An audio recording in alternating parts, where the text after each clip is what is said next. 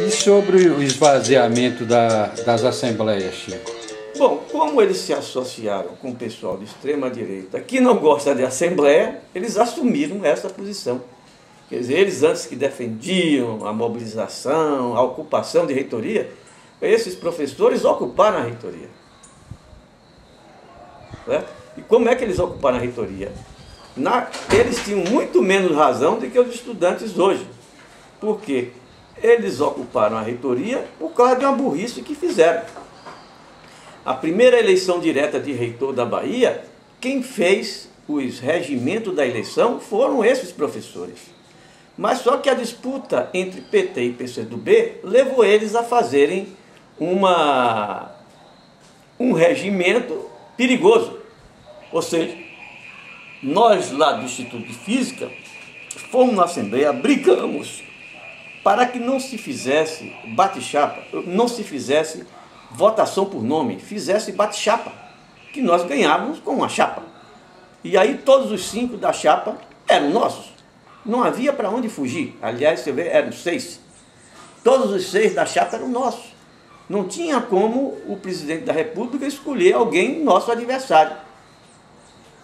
E nós trabalharíamos para eleger o primeiro mais votado. Mas acontece que o PCdoB queria Suzana, se não me engano, e uma turma mista que tinha PT e outros queriam a Eliana. Então eles fizeram a jogada. Bom, quer dizer, eles que abriram a brecha para o Antônio Carlos botar o dele. Eles então fizeram a votação, é por nome. Certo? É por nome. Então eles pretendiam, tanto o PCdoB como o PT, ganhar no tapetão também. Pretendiam ganhar no tapetão. Já que lançaram 2 nomes que deviam ser aliados. Aí o que é que acontece? O menino lá da Politécnica, cujo apelido, eu esqueço o nome dele no momento, porque eu conheci ele pelo apelido de colega de Politécnica, que era Pinguim. Então me esqueci o nome dele. Esse reitor se candidata, fica em 5º lugar e vai procurar a CM. Rogério Vargas. Rogério Vargas. Aí Rogério Vargas vai à CM e diz, me bota lá. Aí Antônio Carlos disse, não, isso é uma questão de honra. Aliás, outros dizem que não foi a CM, foi outro. Né? Há várias versões. Né? Rogério Vargas, aí a CM diz a coisa, é questão de honra minha, porque eu nunca pude nomear um reitor da universidade, já fiz várias coisas, menos nomear um reitor. E não deu outra. Rogério Vargas foi nomeado licitamente pelo próprio regimento que o PCdoB e o PT fizeram. Não podiam culpar o governo. Agora, depois de FHC, a coisa ficou mais difícil, porque o FHC baixou um regulamento padrão. Aí, e que era votar, e copiou, evidentemente, já que nós demos essa brecha de não ter bate-chapa, ele fez um igual. Ele fez um igual. Ou seja, votação é por nome e não por chapa. Então, ficou essa tradição agora, devido à ambição e o oportunismo das forças de esquerda que queriam cada uma eleger seu reitor e não entravam em unidade, não entravam em consenso. Né? Ora, se fomos nós que fizemos o regimento e perdemos,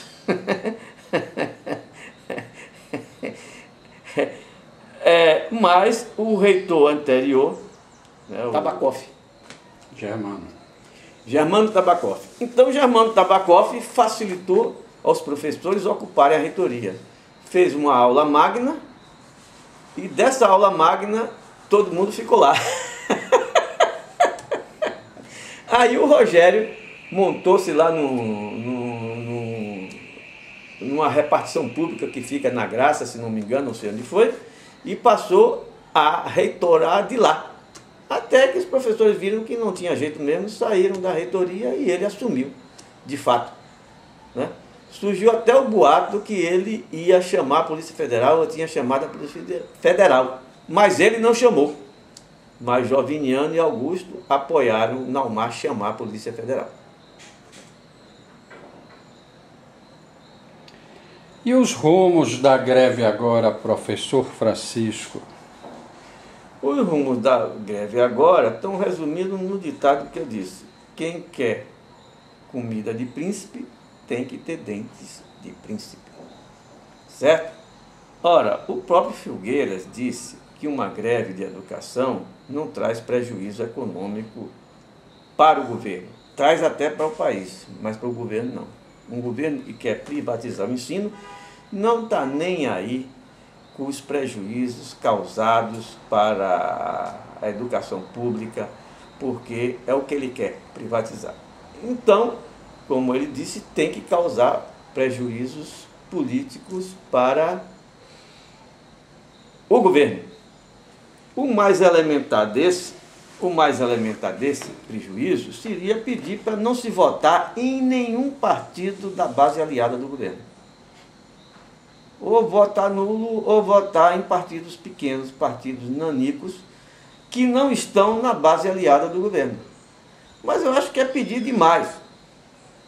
Porque se tem no comando de greve até gente que ainda tem saudades da CUT, né, de Dilma e de Lula, imagine a base dos professores você pedir que ela não vote nesses partidos. Então, eu acho, como eu propus lá, que eu prometo não falar mais no nome de Dilma, nem de Lula, nem de FHC, nem de ninguém. Vamos combater o plano real. Vamos combater o modelo econômico. Aí, fatalmente, vamos nos bater de frente com Dilma. Mas o problema não é bater em Dilma, nem em Lula. Eu quero bater quem está acima dela, que está lá em Nova York, e que nomeia o presidente do Banco Central. Todo vice-presidente do Banco Central é nomeado, se for de confiança, do FMI. Por exemplo, Malan, que é o verdadeiro autor do Plano Real, que FHC nem sequer entende de Plano Real, o Malan estava em Nova York e foi obrigado a vir aqui para fazer o plano e ser o presidente do Banco Central. Com os protestos da família dele, que morava em Nova York e não queria. Bom, depois do Malan, foi designado para vir para cá, talvez por ser mais eficiente ou mais duro do que o Malan, o Armínio Fraga. O Armínio Fraga passou para ser o presidente do Banco Central e o Malan baixou para ministro da Fazenda. Embora o presidente do Banco Central não fosse ministro, mas ele está acima não só do presidente, como acima do ministro da Fazenda. Então o Armínio Fraga ganhava 120 mil dólares por mês, mais ou menos. Não sei, pode ser que não seja 120 mil, ou possa ser 130 mil ou 110 mil, mas em torno disso. E veio para cá para ganhar 12 mil reais. Naquela época o salário de ministro e de presidente do Banco Central estava em 12 mil reais, se não me engano. Que me corrijam, bote 15 mil reais, se for o caso. Então, vocês acreditam, se o Armínio Fraga deixou de ganhar 120 mil dólares por mês nos Estados Unidos para vir para cá ganhar 12 mil reais por mês? É claro que não.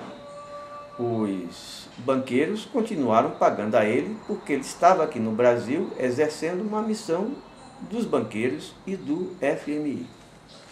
Depois Lula é eleito. Quem vai ser o presidente do Banco Central de Lula? Aí criou aquela expectativa.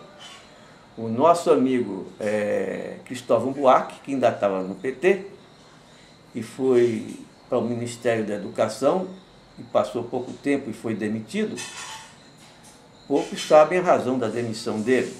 Ele pediu a Lula que botasse Malan, ou seja, ele acenou para Lula para legitimar Lula botar um cara de confiança do FMI lá. Quer dizer, ele abriu as portas para Lula, quer dizer, ele assumiu legitimar Lula caso ele convidasse alguém, né? Mas esse alguém foi do governo FHC, Malan. Bom, tem um rapaz chamado Henrique Meirelles, que morou em Boston muito tempo, como presidente do Bank of Boston, dos Estados Unidos. Depois o Bank of Boston foi comprado e ele passou a ser um dos chairmans do grupo que comprou. Ele morou tanto lá que ele fala português com sotaque, agora fala inglês sem sotaque. Se aposentou, veio para o Brasil em 2002, se candidatou a deputado federal e foi por Goiás pelo PSDB e se tornou o deputado mais bem votado de Goiás Federal. Aí ele é convidado, ou intimado, ou determinado pelo FMI a ser o presidente do Banco Central. E assim, né, o presidente do Banco Central de Lula é um tucano de carteirinha e banqueiro dos Estados Unidos. Ora, os petistas xingam o FHC, xingam Serra, xingam os tucanos e não sabem, por acaso, que foram governados durante 8 anos por um tucano e banqueiro? Não sabem disso? É ele, o presidente do Banco Central, que diz se pode ou não pode dar aumento, ou de quanto pode dar, o máximo que pode de aumento. Sempre foi o presidente do Banco Central. E o mais grave é que, não sei quem foi, acionou ele na justiça por corrupção. O Henrique Meirelles. E o Banco Central, na época, o presidente do Banco Central, na época, não era cargo de ministro. E, portanto, não tinha, como é que se chama, foro privilegiado. Ou seja, para você processar um ministro, só pode ser através do STF. E ele estava sendo processado pela Justiça Comum. Aí Lula promove o cargo de presidente do Banco Central a ministério, blindando Henrique Meirelles. Então, quem governou o Brasil de 2003 a 2008, a 2010, foi, aliás, 2011, né, 8 anos, né, quem governou foi um tucano corrupto e banqueiro americano.